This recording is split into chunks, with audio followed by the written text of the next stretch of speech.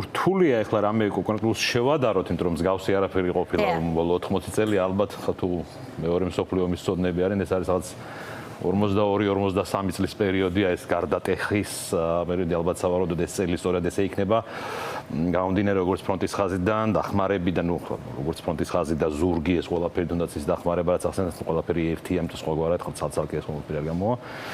აი ამ ყველაფერს გათვალისწინებთ ალბათ ესეთი გარდამტეხი და ესეთი ამ კუთხით რთული წელი იქნება, რაც გადაწყვიტავს ძალიან ბევრს. თუ რამდენ ხანს გაგრძელება კითხაობა, მაგრამ წელს ეს ომი არ მოხდება დიდი ალბათობით. წელს ნამდვილად თუ რაღაცა გაუთვალისწინებელი არ მოხდა მოსკოვში და ვიღაცამ საფერფლე არ გამოიყენა, ხო, სხვა შორის მესმის რასაც ამბობთ, აი ჩვენ ვადევნებთ თვალყურს კამპანიას რუსების წინააღმდეგ. იგივე ბელგოროდში რამდენიმე დღის განმავლობაში იმდენად აქტიური იყო ეს არჩევნების პარალელურად რუსეთში, ეს საკმაოდ მასშტაბური ოპერაცია გამოვიდა. მე მესმის რომ ეს არის უკრაინის ასე ვთქვათ გულშემატკივრების მიერ დაგეგმილი, მაგრამ ეს მაინც არის რუსების წინააღმდეგ პროცესი. ფიქრობთ თუ არა რომ ომის რუსეთის ტერიტორიაზე გადატანას აქვს უფრო მეტი ეფექტი უკრაინისთვის? რამდენად შესაძლებელია ეს ამ ეტაპზე?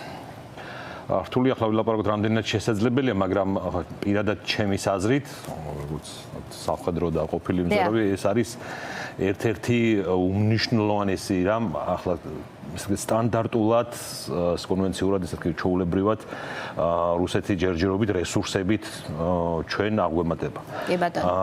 და მას ჩართული აქვს აბსოლუტურად სრული რესურსი, თავისი, ასე ვთქვათ, მატერიალურ-ტექნიკური ბაზა. სამობილიზაციო რესურსი, რა თქმა უნდა, კიდევ მეტი გააჩნია, რაც ყავთ, მაგრამ აქ ბევრი სხვა კითხვაა, რომ ამ ყველაფერს უზრუნველყოფა ტექნიკურად უბრალოდ საკმაოდ დიდ სირთულეებთან იქნება რუსეთისთვის.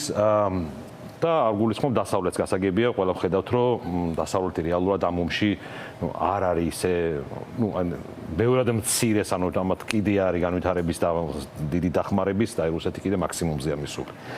როგორც დასავლეთი გადაწყვეტს, რომ უკვე შეიძლება, გასაგებია, რომ არის რაღაც საფრთხეები რუსეთის, იმიტომ რომ ერთია გამარჯვება, მეორეა რაღაც უქცევი პროცესები, რომელმაც შეიძლება გამოიწვიოს რღვევა, ისევე როგორც იყო მე-20 საუკუნის დასაწყისში, მაშინ ამ იმპერიის გრევას ახლა ისეთი უმედურება არ მოყოლია და დღეს გვესმის ყველას ესმის, რომ არის დიდი რაოდენობით ბირთვული იარაღი და სწორედ ეს არის სავარაუდოდ დასავლეთის თავსართი. შემაკავებელი ფაქტორი?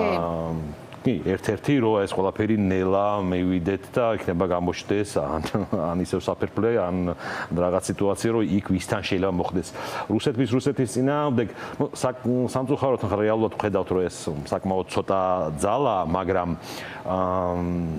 ყოველ შემთხვევაში რუსეთის მოქალაქეებმა საზღვრისპირა რაიონებში და რეგიონებში იგრძნეს, რომ ეს ომი მათი ომი არის და ეს არ არის შორს. საკმაოდ კარგად იგრძნო ბელგოროდმა, ეს არის ძალიან სწორი და ეს არის ერთ-ერთი ძალიან ისეთი მნიშვნელოვანი რამ, რაზეც კი, ბევრი იქნება დასავლური პოლიტიკიდან, რიგი პოლიტიკოსები თითქოს ეს არ შეიძლება ჩვენ არ ეს იყო ტაურუსების არ გადმოცემის ერთ-ერთი მიზეზი, რაც განმარტა სხვა შორის გერმანიის კანცლერმა, მან თქვა რომ ამ იარაღს შეუძლია მიწვდეს რუსეთის ტერიტორიას და შესაბამისად ეს სანამ ჩვენ არ გადავიდანთ ომს რეალურად ეს იქნება ქვეითი ძალით, ეს იქნება დღეს ქვეითი ძალა უკვე არა ისეთი მნიშვნელოვანი ტექნოლოგიები ბოლო წლის მანძილზე ისე სწრაფად ვითარდება, აბსოლუტურად აი 2 წლის წინ რაც იყო დღეს იგივე არ არის ბრძოლის ველი. ბატონო, ჰაერი.